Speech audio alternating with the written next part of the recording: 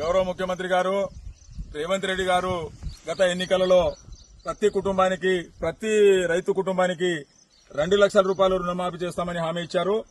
మరి భార్య భర్తలు గిట్ట 2 పాస్బుక్లు ఉండి బ్యాంకులో 4 లక్షలు బాకీ ఉంటే 2 లక్షలు మాఫీ చేస్తామని ఆ రోజు హామీ ఇచ్చిండ్రు.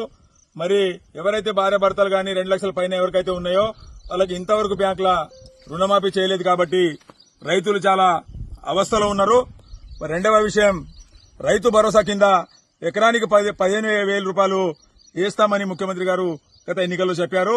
మరి వానాకాల సీజన్ ఒక 4 రోజులైతే పూర్తి అయిపోతుంది కాబట్టి ఇంతవరకు రైతు భరోసా కూడా ఇవ్వలేదు.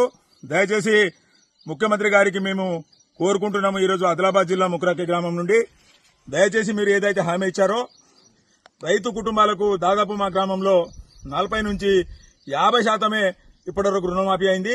దాదాపు ఇంకా 50% రైతులు 2 లక్షల పైన ఉన్న వాళ్ళు రైతులు ఉన్నారు.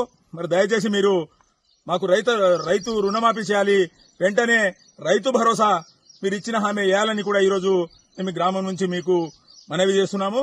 మీరు ఏని విడల మాత్రం రాష్ట్రమంతటా ఉన్న రైతులు అందరూ కలిసి మీ సెక్రటరీని కూడా ముట్టడి చేస్తామని కూడా ఈ సందర్భంగా తెలియజేస్తున్నాము. ఎందుకంటే ఇలా షావుకారు దగ్గర బాకీ అప్పులు చేసి ఆత్మహత్య చేసే రోజుల దగ్గరికి పడుతుంది. కాబట్టి మీరు దయచేసి ఏదైతే రైతులకు మీరు హామీ ఇచ్చారో ఆ హామీను ఖచ్చితంగా మీరు 2 లక్షల రూపాయలు మాఫ్ చేస్తామన్నారు. 2 లక్షల పైన ఎంత బాకీ ఉన్నా ప్రతి రైతు బ్యాంకులో రినివల్ చేసుకున్నది కాబట్టి మీరు ఏదైతే ఒక కుటుంబానికి 2 లక్షలు ఇస్తామన్నారో మరి ఇంతవరకు వేయలేదు. కాబట్టి దయచేసి 2 లక్షల లోపలనే మీరు మాఫ్ చేశారు.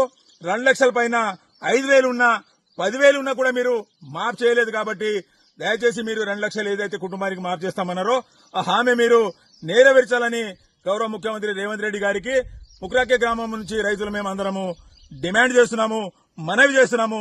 వెంటనే మాఫ్ చేయాలని మనవి చేస్తున్నాము. జై తెలంగాణ.